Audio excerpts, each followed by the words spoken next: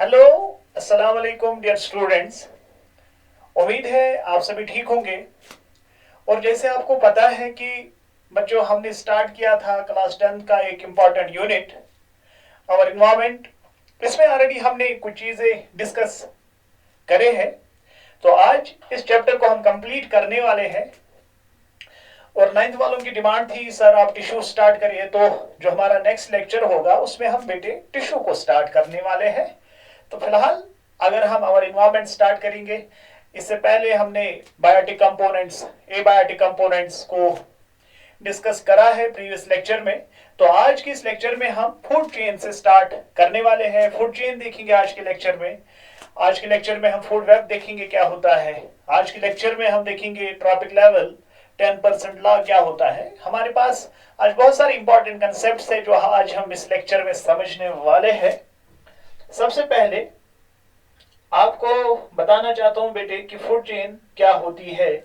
कि हमारे इकोसिस्टम में जो ऑर्गेनिजम्स होते हैं वो एक दूसरे के ऊपर डिपेंडेंट होते हैं ताकि वो अपना फूड ऑब्टेन कर सके। वो फूड ऑब्टेन करने के लिए जो ऑर्गेनिजम्स एक लिंकेज के जरिए से आपस में इंटरकनेक्टेड होते हैं और उसी लिंकेज को फूड चेन कहा जाता है। एक ऐसी लिंकेज जिस लिंकेज के जरिए से ऑर्गेनिजम्स एक दूसरे इंडिविजुअल से अपने न्यूट्रिएंट्स ऑब्टेन कर सके, ऐसे लिंकेज को बेटे फूड चेन बताया जाता है।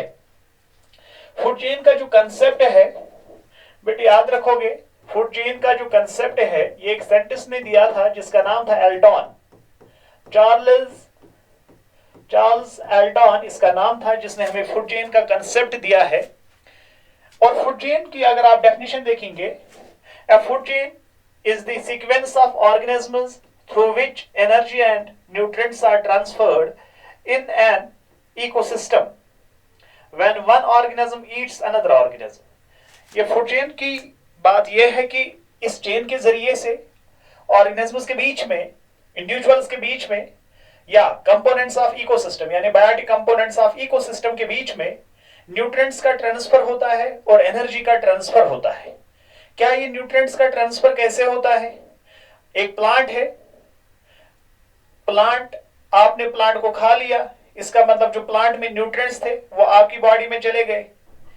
जो प्लांट के अंदर एनर्जी थी वो आप में आ गई। और उसके बाद जब आपको कोई कंज्यूम करेगा, जब एक इंडिविजुअल को कोई दूसरा इंडिविजुअल कंज्यूम करेगा, उसके पास जो न्यूट्रिएंट्स थे, जो एनर्जी थी, वो दूसरे इंडिविजुअल में चला जाएगा। इसी तरीके से जो ऑर्गेनिजम्स है एक दूसरे से अपने न्यूट्रिएंट्स ऑब्टेन करते हैं, वैसे लिंकेज को फूड चेन बताया जाता है। कि इस लिंकेज के जरिए से दो चीजों का ट्रांसफर होता है, न्यूट्रिएंट्स का ट्रांसफर होता है और एनर्जी का ट्रांसफर होता है। जैसे यहाँ पे ग्रास है, प्रोड्यूसर है, प्रोड्यूसर से प्राइमरी कंज्यूमर यानी हर्बिवोर, जो प्लांट से डायरेक्टली प्लांट से अपना न्यूट्रिएंट ऑब्टेन करेगा उसको हम हर्बिवोर कहते हैं। जो हर्बिवोर्स होते हैं वो डायरेक्टली प्लांट से अपने न्यूट्रिएंट्स ऑब्टेन करते हैं। तो न्यूट्रिएंट्स का ट्रांसफर हो गया ना फूड चेन में। और इस प्लांट के अंदर जितनी भी एनर्जी, केमिकल एनर्जी प्रेजेंट थी, जितने भी एटीपी प्रेजेंट थे, वो चला जाएगा इधर हर्बिवोर में या ग्रास होपर में। ये प्राइमरी कंज्यूमर होता है। इस हर्बिवोर को प्राइमरी कंज्यूमर बताया जाता है। प्राइमरी कंज्यूमर वो कंज्यूमर होता है, वो इंडिविजुअल होता है, वो एनिमल होता है जो डायरेक्टली प्लांट से अपनी न्यूट्रिएंट्स ऑब्टेन करता है। इसके बाद हमारे पास दूसरा इंडिविजुअल है सेकेंडरी कंज्यूमर। सेकेंडरी कंज्यूमर एक ऐसा इंडिविजुअल है जो प्राइमरी कंज्यूमर से यानी हर्बिवोर से अपनी न्यूट्रिएंट्स ऑब्टेन करता है। जो न्यूट्रिएंट्स यहाँ पे थे वो चले गए इधर। जब इसको ये इंडिविजुअल कंज्यूम करेगा, फ्रॉग, जब इसका प्रेडेशन करेगा, जो ये फ्रॉग है इसके अंदर जितने भी न्यूट्रिएंट्स है वो चला जाएगा। वो न्यूट्रिएंट चले जाएंगे किसमें? फ्रॉग में। फ्रॉग को कौन खाएगा? स्नेक। तो न्यूट्रिएंट चला जाएगा स्नेक में। स्नेक को कौन खाएगा? ईगल खाएगा। वो न्यूट्रिएंट चले जाएंगे ईगल में। तो सबसे पहले वो न्यूट्रिएंट कहां पे प्रेजेंट थे? वो भाई प्रोड्यूसर में न्यूट्रिएंट प्रेजेंट थे। वो एनर्जी कहां पे प्रेजेंट थी? प्रोड्यूसर में। वो चला गया किसमें? फाइनल कंज्यूमर में या टर्शरी क्वार्टरनरी कंज्यूमर में। उसके बाद इसकी डेथ होती है और डेथ होने के बाद इस इंडिविजुअल की जब डेथ हो जाएगी, डिकम्पोजिशन हो जाएगा। डिकम्पोजिशन करने के लिए हमारे इकोसिस्टम में दो ऐसे कंपोनेंट्स होते हैं like way bacteria and fungus जो डिकम्पोजिशन में हेल्प करता है। स्नेक की भी अगर डेथ हो जाएगी, उसकी भी डेथ होने के बाद डिकम्पोजिशन होता है। फ्रॉग की डेथ हो जाएगी, डेथ होने के बाद डिकम्पोजिशन हो जाएगा। ग्रास ऊपर की डेथ हो जाएगी, डेथ होने के बाद डिकम्पोजिशन। प्रोड्यूसर की डेथ हो जाएगी, उसके बाद डिकम्पोजिशन हो जाएगा। और उस प्रोसेस को हम डिकम्पोजिशन कहते हैं, जहां पे कुछ ऐसे ऑर्गेनिजम्स, कुछ living organisms in dead and decaying matter को कन्वर्ट करते हैं इनऑर्गेनिक सब्सटेंस में। उस प्रोसेस को डिकम्पोजिशन कहा जाता है। और डिकम्पोजर जो है, like we have fungus, we have certain bacteria जो डेड एंड डिकेइंग मैटर से, यानी जब किसी भी लेवल की, जब किसी भी इंडिविजुअल की डेथ हो जाएगी, चाहे प्राइमरी कंज्यूमर हो, सेकेंडरी कंज्यूमर हो, टर्शियरी कंज्यूमर हो या कॉन्टिनरी कंज्यूमर हो, जब इनकी डेथ हो जाएगी तो डेथ होने के बाद इनका डिकम्पोजिशन होना है। और डिकम्पोजिशन कराने के लिए हमारे पास फंगस और बैक्टीरिया होता है। हमारे इकोसिस्टम में ये एक ऐसा कंपोनेंट है जिनको हम cleaners of our ecosystem, cleaners of our environment कहते हैं। अगर ये नहीं होंगे तो हमारा एनवायरनमेंट जो है वो काफी ज्यादा पोल्यूट हो जाएगा, पोल्यूशन रेट बढ़ जाएगी, ग्लोबल वार्मिंग वगैरह जो है, हमारा इकोलॉजिकल इम्बैलेंस हो जाएगा। इकोलॉजिकल बैलेंस के लिए डिकम्पोजर का होना बहुत जरूरी है। और डिकम्पोजर में यूजुअली हमारे पास फंगस और बैक्टीरिया कंसिडर किए जाते हैं। तो ऐसे लिंकेज को बेटे फूड चेन बताया जाता है। आप शॉर्ट में याद रखेंगे, ये एक ऐसा लीनियर सीक्वेंस होता है जहां पे ऑर्गेनिजम्स आपस में इंटरकनेक्टेड होते हैं ताकि वो एक दूसरे से अपनी एनर्जी, अपने न्यूट्रिएंट्स, अपना फूड ऑब्टेन कर सके। वैसे लिंकेज को फूड चेन बताया जाता है। इसके बाद और एक कंसेप्ट, और आपके बोर्ड एग्जाम में ऐसा क्वेश्चन पूछा जा सकता है फूड चेन के रिलेटेड या ओजोन डेप्लीशन के रिलेटेड, आपके 10th बोर्ड एग्जाम में क्वेश्चन पूछा जा सकता है, या बायोलॉजिकल मैग्निफिकेशन के बारे में क्वेश्चन पूछा जा सकता है। यहाँ पे फूड वेब की अगर बात करें, जो फूड वेब है, एक इकोसिस्टम में एक ही फूड चेन नहीं होती है। जैसे अभी हमने देखा ग्रास, ग्रास ऊपर, फ्रॉग, स्नेक, यही एक फूड चेन एग्जिस्ट नहीं करती है हमारे इकोसिस्टम में। हमारे इकोसिस्टम में बाकी फूड चेन्स भी एग्जिस्ट करती है, लाइक ग्रास, रैबिट, कोई और जो है कार्निवोर। रैबिट जो है वो हर्बिवोर है, उस रैबिट को खाएगा कोई कार्निवोर। ये इस तरह की भी फूड चेन्स हमारे इकोसिस्टम में एग्जिस्ट करती है। ग्रास, गोट, टाइगर, ऐसी भी फूड चेन्स है। या ग्रास जो हमारे पोल्ट्री बर्ड्स होते हैं, हैन वगैरह, वो हर्बिवोर होते हैं, उनको कोई डॉग खाएगा, वो कार्निवोर होता है। तो हमारे पास ऐसी लिंकेज, जब हमारे इकोसिस्टम में इस तरह की बहुत सारी लिंकेजेस एग्जिस्ट करती है, तो इस कलेक्शन ऑफ लिंकेज, इस network of linkage with in the ecosystem, कि ये एक इकोसिस्टम में एक ही लिंकेज नहीं होती है, एक ही फूड चेन एग्जिस्ट नहीं करती है। हमारे इकोसिस्टम में बहुत सारी फूड चेन्स एग्जिस्ट करती है, एक नेटवर्क जैसा स्ट्रक्चर बनता है। उस पूरे नेटवर्क को हम बेटे फूड वेब कहते हैं।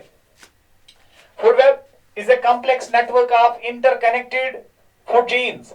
जब इंटरकनेक्टेड फूड चेन्स एक इकोसिस्टम में एग्जिस्ट करती है, उसको बताया जाता है बेटे food web, that shows the flow of energy through an ecosystem।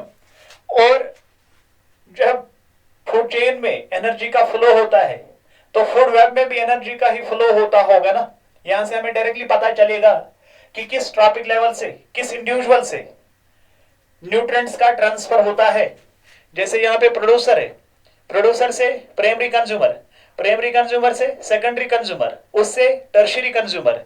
यहां पे आप देख लो, प्राइमरी कंज्यूमर में जो न्यूट्रिएंट्स है वो चले जाएंगे, पहले प्रोड्यूसर है, प्रोड्यूसर के बाद प्राइमरी कंज्यूमर, प्राइमरी कंज्यूमर के बाद सेकेंडरी कंज्यूमर, उसके बाद टर्शियरी कंज्यूमर।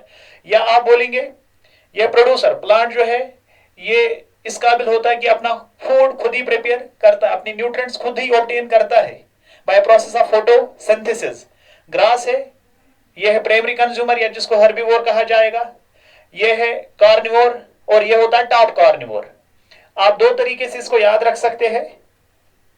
अगर आप इसको बोलोगे प्रोड्यूसर, ये हमारे पास है हर्बिवोर, ये हमारे पास कार्निवोर और ये हमारे पास टॉप कार्निवोर। या आप इस तरह से भी ग्रास को बता सकते हैं, ये प्रोड्यूसर तो है ही, इसको बोला जाता है प्राइमरी कंज्यूमर, जो प्राइमरी कंज्यूमर को खाएगा उसको बोला जाएगा सेकेंडरी कंज्यूमर, और सेकेंडरी कंज्यूमर को जो खाएगा उसको बोला जाता है टर्शियरी कंज्यूमर। और जब इसकी डेथ हो जाएगी तो डिकम्पोजिशन होगा, इसकी डेथ होगी तो डिकम्पोजिशन होगा, इसकी डेथ हो जाएगी तो डिकम्पोजिशन हो जाएगा। और ऐसे ऑर्गेनिज्म को डिकम्पोजर कहा जाता है, जो डेड एंड डिकेइंग मैटर को डिकम्पोज करने में हेल्प करते हैं, या जो प्रोसेस ऑफ डिकम्पोजिशन को परफॉर्म करते हैं, वैसे ऑर्गेनिज्म्स को बेटे डिकम्पोजर कहा जाता है। इस चीज को बेटे आप लाइटली ना लो, क्योंकि ये चीज जो है आपके बोर्ड एग्जाम के लिए बहुत ही जरूरी है। लाइक फूड चेन है, फूड वेब है, आपके बोर्ड एग्जाम में फूड चेन के रिलेटेड क्वेश्चन पूछा जा सकता है, फूड वेब के रिलेटेड क्वेश्चन पूछा जा सकता है। इसी तरीके से हमारे पास और एक इंपॉर्टेंट कंसेप्ट है ट्रॉपिक लेवल। अगर बेटे ट्रॉपिक लेवल की बात की जाए, ये ट्रॉपिक लेवल होती क्या है, आप याद रखोगे ट्रॉपिक लेवल जो है ये असल में रिप्रेजेंटेशन होती है, representation of an individual in a food chain. जब डिफरेंट इंडिविजुअल्स एक फूड चेन में पार्टिसिपेट करते हैं, या डिफरेंट कंपोनेंट्स ऑफ इकोसिस्टम को रिप्रेजेंट करने के लिए हमारे पास एक टर्म है जिसको हम ट्रॉपिक लेवल कहते हैं। अगर अभी हमने प्लांट्स की बात की, प्लांट्स को हम प्रोड्यूसर कहते हैं, लेकिन इकोसिस्टम में हम ट्रॉपिक लेवल भी कह सकते हैं। जैसे हमारे पास एक प्रोड्यूसर, या यहां पे आप समझोगे ग्रास है, ग्रास को खाएगा कौन, ग्रास होपर, ग्रास होपर को खाता फ्रॉग। ये हमारे पास ये जो ग्रास है, इसको यहां पे बताया जाता है इकोलॉजिकली ट्रॉपिक लेवल 1, इसको बताया जाएगा ट्रॉपिक लेवल 2, इसको बताया जाएगा ट्रॉपिक लेवल 3। इसी तरीके से हमारे इकोसिस्टम में बहुत सारी ट्रॉपिक लेवल्स एग्जिस्ट करती है। अब यहाँ पे आपको ये याद रखना है कि ट्रॉपिक लेवल जो है ये कुछ होता नहीं है, ये काइंड ऑफ रिप्रेजेंटेशन है, या हम बताएंगे कि फूड चेन में जब एक इंडिविजुअल पार्टिसिपेट करता है उसको हम रिप्रेजेंट करते हैं एक पर्टिकुलर टर्म से, उस पर्टिकुलर टर्म को हम ट्रॉपिक लेवल कहते हैं।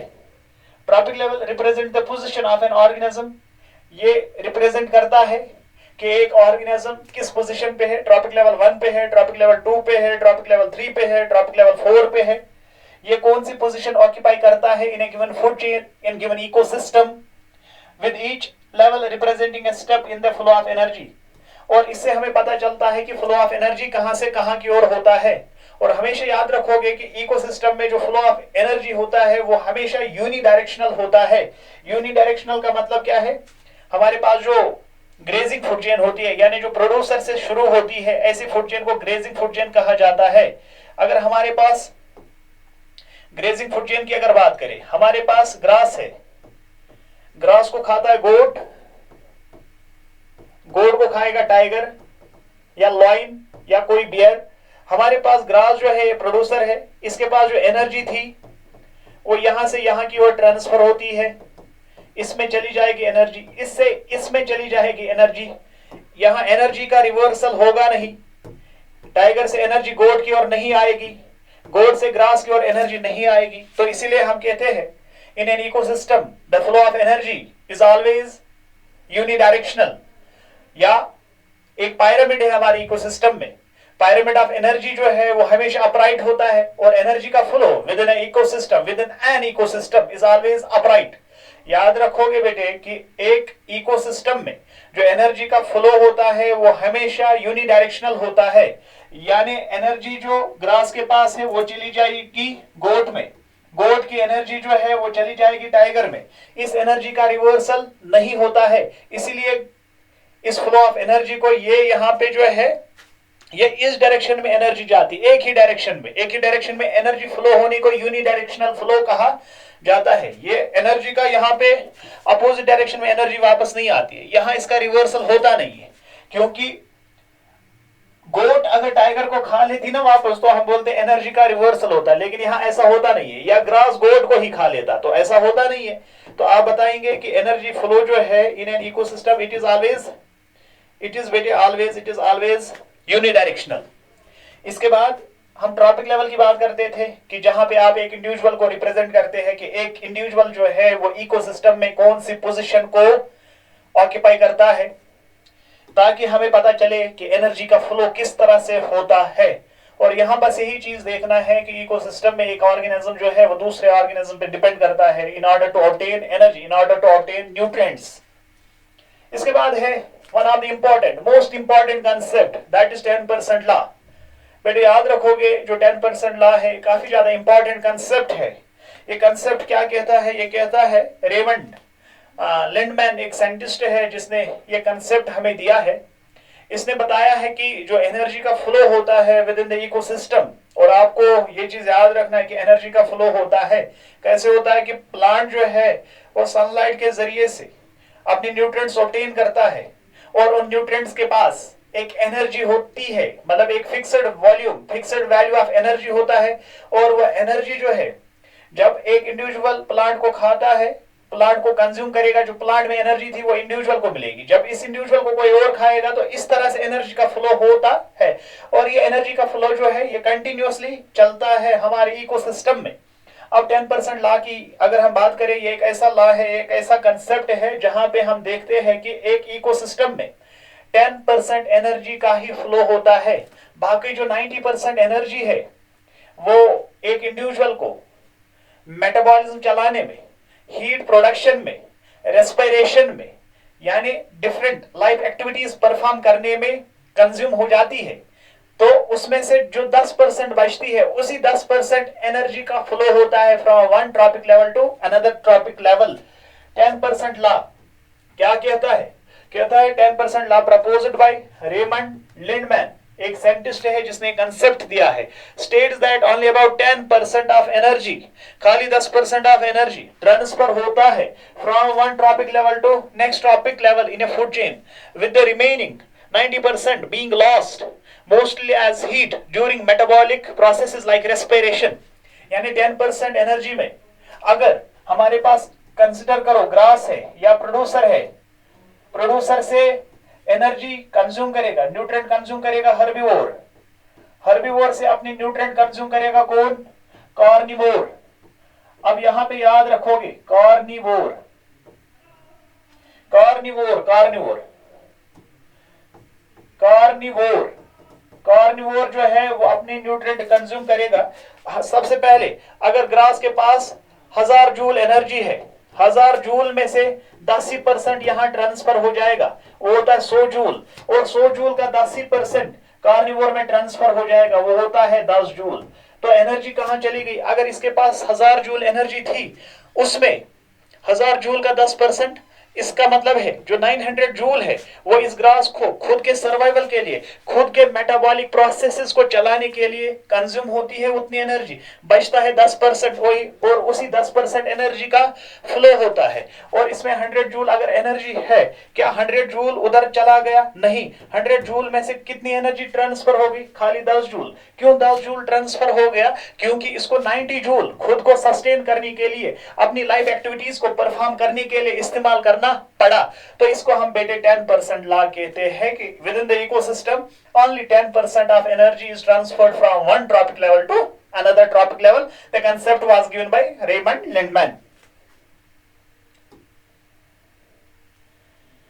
यहां पे भी आप देख सकते हो, खैर ऑलरेडी मैंने आपको ये चीज क्लियर कर दी है। Now one of the most important concept here we are going to discuss like that is biological magnification। ये बहुत इंपॉर्टेंट कंसेप्ट है, बहुत इंपॉर्टेंट कंसेप्ट है, और इसको ध्यान से समझना बेटे। हमारे पास बायोलॉजिकल मैग्निफिकेशन जो है, बच्चा याद रखोगे बायोलॉजिकल मैग्निफिकेशन क्या होता है। ये असल में बायोलॉजिकल मैग्निफिकेशन का मतलब है कि हमारे इकोसिस्टम में, हमारे ट्रॉपिक लेवल्स के बीच में, हमारे इकोसिस्टम के बीच में क्या होता है भाई? टॉक्सिसिटी की लेवल बढ़ जाती है। जैसे ट्रॉपिक लेवल 1 में कम टॉक्सिसिटी है, ट्रॉपिक लेवल 2 में टॉक्सिसिटी बढ़ जाती है, 3 में और बढ़ जाएगी, 4 में और बढ़ जाएगी। यानी जितनी बड़ी फूड चेन होगी उतनी टॉक्सिसिटी भी बढ़ जाएगी। यानी टॉक्सिक केमिकल्स, जब एक्यूमुलेशन ऑफ टॉक्सिक केमिकल, या जो हमारे पास डिफरेंट ट्रॉपिक लेवल्स होते हैं या डिफरेंट इंडिविजुअल्स होते हैं, उनके अंदर अगर कुछ टॉक्सिक केमिकल्स होते हैं, फिर उन्हीं टॉक्सिक केमिकल्स का एक ट्रॉपिक लेवल से दूसरे ट्रॉपिक लेवल में क्या हो जाता है? ट्रांसफर होता है। तो वैसे कंसेप्ट को हम बायोलॉजिकल मैग्निफिकेशन कहते हैं। तो इस चीज को थोड़ा डिटेल में समझने की कोशिश करेंगे। Is the process where toxic substances accumulate in organism and increase in concentration at each successive tropic level of a food chain। यानी ग्रास के पास अगर कोई टॉक्सिक केमिकल था, एक्यूमुलेशन ऑफ टॉक्सिसिटी थी, यानी इसके पास कुछ टॉक्सिक केमिकल्स थे। यानी हम यूजुअली ये टॉक्सिक केमिकल्स कहां से आते हैं? जब आप क्रॉप्स को पेस्टिसाइड, वीडसाइड, हर्बिसाइड, फंजिसाइड, रोडेंटिसाइड, यानी डिफरेंट तरह के केमिकल जब आप अपने क्रॉप्स को स्प्रे करते हो, वो स्प्रे करने की वजह से वो कुछ टॉक्सिसिटी प्लांट्स में होती है। जब प्लांट को हर्बीवोर खाएगा वो टॉक्सिक केमिकल उसमें चले आते हैं, जब हर्बीवोर को कार्निवोर खाएगा वो टॉक्सिक केमिकल्स उसमें भी चला जाता है। अगर हमारे पास ग्रास में टॉक्सिक केमिकल्स थे जो आपने ही स्प्रे किए थे, ये बेचारा कहां, आसमान से तो आता नहीं इसमें वो टॉक्सिक केमिकल, हमारे पास जो ही आपने अपने क्रॉप को प्रोटेक्ट काइंड ऑफ प्रोटेक्ट करने के लिए आप क्या कर देते हो, आप स्प्रे कर देते हो, पेस्टिसाइड, वीडसाइड वगैरह, डीडीटी, बहुत सारे हमारे पास केमिकल्स हैं, क्लोराफेनिकॉल वगैरह वगैरह, बहुत सारे ऐसे केमिकल्स हैं जो हम अपने क्रॉप्स को प्रोटेक्ट करने के लिए यूज करते हैं।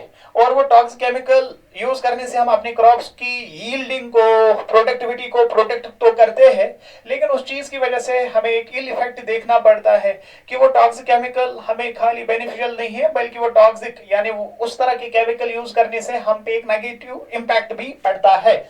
हमारे पास अगर ग्रास में यानी कोई प्लांट आपने लिया है, कोई क्रॉप लिया है, अगर आपने कुछ केमिकल स्प्रे किए हैं, स्प्रे करने के बाद देख लो क्या होता है।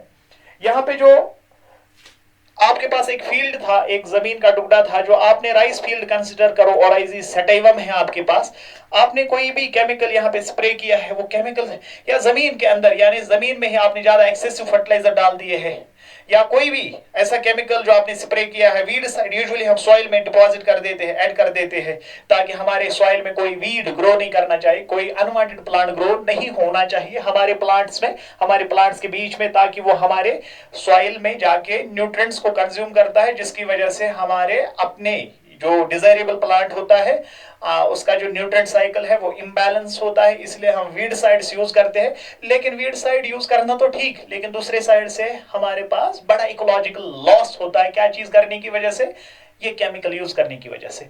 अगर यहाँ पे हम देखेंगे शायद 0.03 कंसंट्रेशन है वाटर में, किस चीज की, टॉक्सिक केमिकल की, और ये कहां से आया, आपके फील्ड से आया। जब ये पानी चला जाएगा, जो हमारे फील्ड का रन ऑफ वाटर होता है यानी सरफेस वाटर होता है, बारिश पड़ती है या किसी और कारण की वजह से जब आपके पास आपके सॉइल में ज्यादा जो वाटर की कंसंट्रेशन है वो बहुत ज्यादा, मतलब एक्सेसिव वाटर आप अपने क्रॉप्स को डाल देते हैं, कुछ वाटर जो है वो इधर उधर चला जाके हमारे वाटर बॉडीज में पहुंचता है, और वाटर बॉडीज में पहुंचने के बाद इस पानी में कौन रहते हैं, ज़ूप्लैंक्टन, यानी उनको पानी कंज्यूम करना है, इसी वाटर में रहते हैं। तो इनमें अगर वाटर में 0.03 कंसंट्रेशन थी, जब उन्होंने उस वाटर को यूज किया, ये मत ना हमारे पास जो ये है, ये ज़ूप्लैंक्टन है, इन्होंने वाटर को यूज किया है और एक इंडिविजुअल में चला गया है कितनी कंसंट्रेशन, 0.04 कंसंट्रेशन।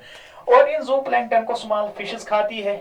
स्मॉल फिशेस जो है वो 10 जू प्लैंक्टन को खाएगी, वो मतलब एक ही प्लैंक्टन को खाएगी। एक प्लैंक्टन में 0.04 कंसंट्रेशन है।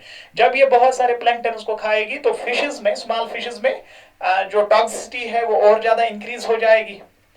एक बड़ी फिश जो है वो एक ही स्मॉल फिश को नहीं, वो बहुत सारी स्मॉल फिशेस को कंज्यूम करती है, और हर एक फिश में 0.5 ppm पार्ट्स पर मिलियन टॉक्सिसिटी है, एक्यूमुलेशन ऑफ टॉक्सिसिटी है, टॉक्सिक केमिकल्स है एक फिश में।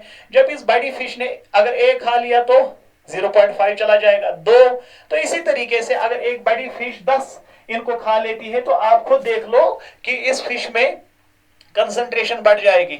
इस फिश को इस बर्ड ने खा लिया, और इस बर्ड में आप देख लो कितनी टॉक्सिसिटी बढ़ गई है। पानी में बहुत कम टॉक्सिसिटी थी, उस पानी को ज़ूप्लैंक्टन ने यूज किया, टॉक्सिसिटी बढ़ गई।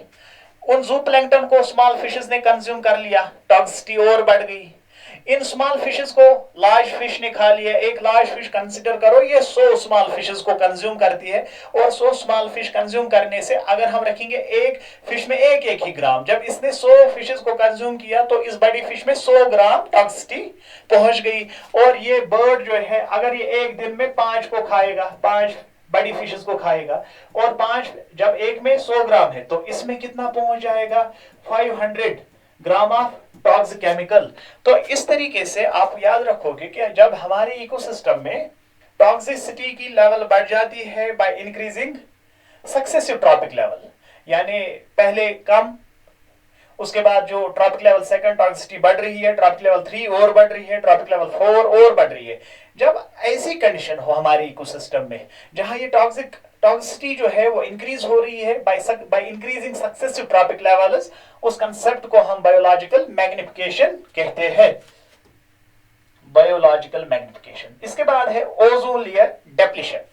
ओजोन लेयर डेप्लीशन का मतलब है जो हमारा एटमॉस्फेयर है, हमारे एटमॉस्फेयर में एक थिन लेयर होता है जो हमारी अर्थ को प्रोटेक्ट करता है from harmful radiations like UV rays, like gamma rays, like X rays, जो हमारे लिए कार्सिनोजेनिक है।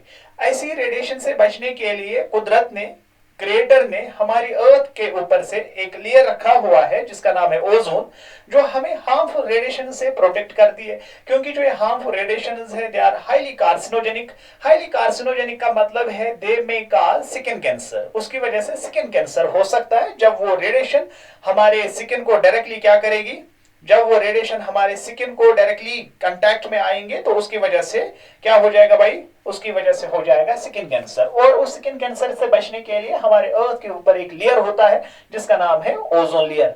लेकिन यहाँ ओजोन लेयर जो है कहा जाता है कि वो डेप्लीट हुआ है, उसकी क्वालिटी जो है वो डेटोरेट हो गई है। ओजोन लेयर जो है पूरी तरह से खत्म होने लगा है। ओजोन लेयर में जो है परफोरेशंस होने, पोर्स होने लगे हैं और उन पोर्स के जरिए से direct UV rays, gamma rays, X rays यानी हार्मफुल रेडिएशंस हम तक आ सकते हैं।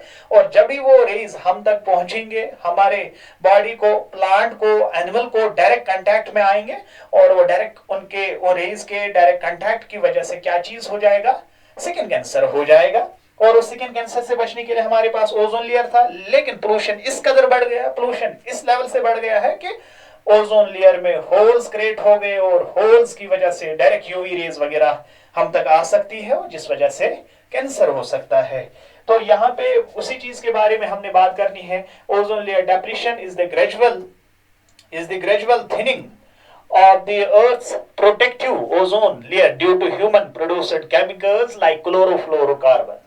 कहा जाता है कि पहले ओजोन लेयर में होल्स नहीं थी, ओजोन लेयर जो है वो ठीक ठाक था, हेल्दी ओजोन लेयर था। लेकिन CFCs की वजह से कुछ ऐसे केमिकल्स हमारे इन्वायरमेंट में, हमारे बायोस्फीयर में यानी हमारी अर्थ पे, हमारी अर्थ से कुछ ऐसे केमिकल्स रिलीज होते हैं जिसकी वजह से ओजोन लेयर में छोटे छोटे होल्स, छोटे छोटे पोर्स होना शुरू हो गया है। अब ओजोन लेयर जो है उसमें बड़ी परफोरेशन होने लगी है और उस परफोरेशन की वजह से रेज डायरेक्टली हम तक आएंगे। और उसका वजह क्या है, जो एक केमिकल रिलीज होता है जिसका नाम है क्लोरोफ्लोरोकार्बन्स। जैसे डिफरेंट तरह के गैसेस होते हैं, डिफरेंट तरह के पोल्यूटेंट्स होते हैं। जैसे आपने पढ़ा है, सुना होगा, कार्बन डाइऑक्साइड की वजह से, सल्फर डाइऑक्साइड की वजह से ग्लोबल वार्मिंग होता है। तो इस तरीके से आप याद रखोगे हमेशा, जो क्लोरोफ्लोरोकार्बन है एक ऐसा गैसियस पोल्यूटेंट है जिसकी वजह से ओजोन लेयर डेप्लीशन होता है। These chemicals are released from products like refrigerator, air conditioners, aerosols rise to the stratosphere and break down ozone molecules। जब यही केमिकल्स हमारे स्ट्रेटोस्फीयर के ओजोन लेयर में, ओजोन लेयर के कांटेक्ट में आ जाते हैं और ओजोन लेयर का जो ये केमिकली O3 का बना होता है, यानी 3 ऑक्सीजन एटम्स, जब बहुत सारे ऐसे मॉलिक्यूल्स आपस में कांटेक्ट में आते हैं तो ओजोन लेयर की फॉर्मेशन होती है और इन केमिकल्स की वजह से ओजोन का बॉन्ड जो है वो ब्रेक हो जाता है, disturbing the natural balance between ozone creation and destruction। This thinning allows more harmful ultraviolet radiation B। हमारे पास डिफरेंट तरह की अल्ट्रावायलेट रेडिएशन होती है, ये आपने हायर क्लासेस में पढ़ना है स्पेक्ट्रोस्कोपी में। Radiation to reach the earth surface which can harm humans, animals, plants. International agreement like Montreal Protocol has successfully regulated these substances and the ozone layer is slowly recovering। हमारे ecosystem में हमारे प्यारे भारत ने different countries के साथ different agreement sign किए हैं in order to protect environment, in order to protect atmosphere, in order to protect culture.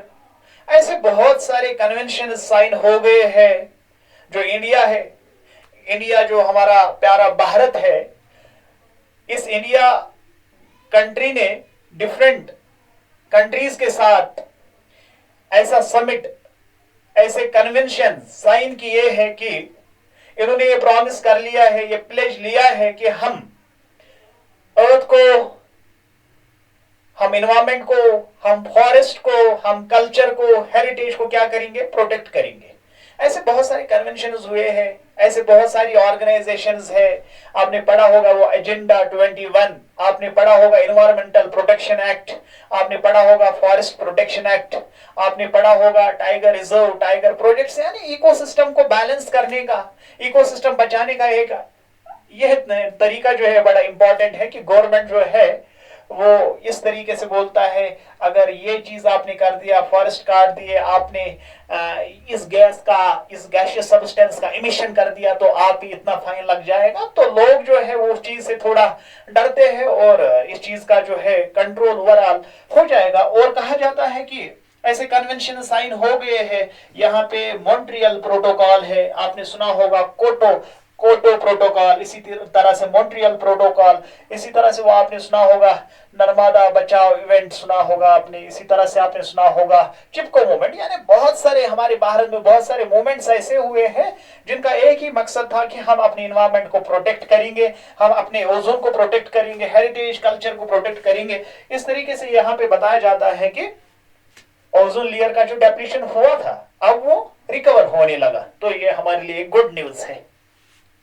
शाबाश बेटे, इसके बाद आप याद रखोगे इस तरीके से जो ये हमारा सन है, सूरज है, इस तरीके से अल्ट्रावायलेट रेडिएशन आती है, अल्ट्रावायलेट रेडिएशन बी आएगी, अल्ट्रावायलेट रेडिएशन ए आएगी। जहां कहीं पे भी ये है ओजोन लेयर, यहां दिखाया जाता है आपको, यहां आप देख सकते हैं कि ओजोन में होल हो गया है, ओजोन होल्स हुए हैं, और ओजोन होल्स होने की वजह से अल्ट्रावायलेट रेडिएशन जो है वो अर्थ के कांटेक्ट में आ जाएगी, और जिसकी वजह से अल्लाह बचाए, जिसकी वजह से बहुत सारी जो कार्सिनोजेनिक प्रॉब्लम्स है, कार्सिनोजेनिक डिजीजेस जो है दे विल राइज। तो अल्लाह हर किसी को फजल करे इन बीमारियों से बचने के लिए। और आपका भी एक ये बनता है कि आप अपने इकोसिस्टम को क्या करोगे भाई, आप अपने इकोसिस्टम को प्रिजर्व करोगे, आप अपने हेरिटेज को, कल्चर को, फॉरेस्ट को, अपने आसपास जो बायोडाइवर्सिटी है, वेजिटेशन को प्रोटेक्ट करोगे। और इकोसिस्टम पढ़ने का फन यही है कि वरना आपने पढ़ा कल को एग्जाम पास करोगे। ये इकोसिस्टम जो है या जो इकोलॉजी है हम इसलिए नहीं पढ़ते हैं कि भाई आपने पढ़ लिया कल को आपको सर्टिफिकेट मिली, नहीं, ये इकोलॉजी पढ़ाई जाती है ताकि आपको समझ आए कि ये इकोसिस्टम कितना जरूरी है। इकोसिस्टम डिस्टर्ब होने की वजह से, इकोलॉजी डिस्टर्ब होने की वजह से, इन्वायरमेंट डिस्टर्ब होने की वजह से कौन कौन सी प्रॉब्लम्स का हमें सामना करना पड़ेगा। इसलिए आप लोगों से ये रिक्वेस्ट है मेरी कि आप अपने इकोसिस्टम को क्या करोगे भाई, प्रिजर्व करोगे। अगर आजकल आप देखोगे जो ग्लोबली जो है 1 डिग्री टेम्परेचर जो है वो राइज हो गया है, 1 ही डिग्री राइज हो गया है, और उस ग्लोबल राइज इन टेम्परेचर की वजह से आप देखो हम कितनी हीट को यहाँ पे टॉलरेट कर पाते हैं। और अगर ऐसी हीट बढ़ती जाएगी, और बताया जाता है इस हीट वेव की वजह से पूरे वर्ल्ड में 1 घंटे में 3400 लोगों की क्या होती है, डेथ होती है। तो इसलिए आप लोगों से निवेदन है कि आप अपने इकोसिस्टम को प्रिजर्व करोगे, आप अपनी बायोडाइवर्सिटी को, फॉरेस्ट को प्रिजर्व करोगे। अगर आप प्रिजर्व नहीं कर पाओगे लेकिन आप बाकी लोगों को कम से कम ये सलाह तो दे सकते हो कि इकोसिस्टम को किस तरह से प्रिजर्व करा जाएगा, और इकोसिस्टम प्रिजर्व करने की वजह से हमें कौन कौन से बेनिफिट्स मिलने वाले हैं। और आपने सुना होगा कि ऐसे जगहें हैं जहां डेजर्ट्स बन चुके हैं। डेजर्ट्स पहले से डेजर्ट नहीं थे, वहां पे पहले वेजिटेशन हुआ करता था, लेकिन इसी चीज की वजह से, किलिंग की वजह से, हंटिंग की वजह से, पोचिंग की वजह से, प्रिडेशन की वजह से, डिफॉरेस्टेशन की वजह से जो हमारा इन्वायरमेंट है, जो हमारा इकोसिस्टम है, ये इम्बैलेंस होता है। और आपने बस अपने ही इकोसिस्टम नहीं बल्कि हमारे पास डिफरेंट तरह की इकोसिस्टम है, फॉरेस्ट इकोसिस्टम है, एक्वेटिक इकोसिस्टम है, ग्रासलैंड इकोसिस्टम है। आपने हर एक इकोसिस्टम का ध्यान रखना है और लोगों को अवेयर करना है कि इकोसिस्टम को प्रिजर्व करना कितना जरूरी है। Thank you so much dear students, thank you so much.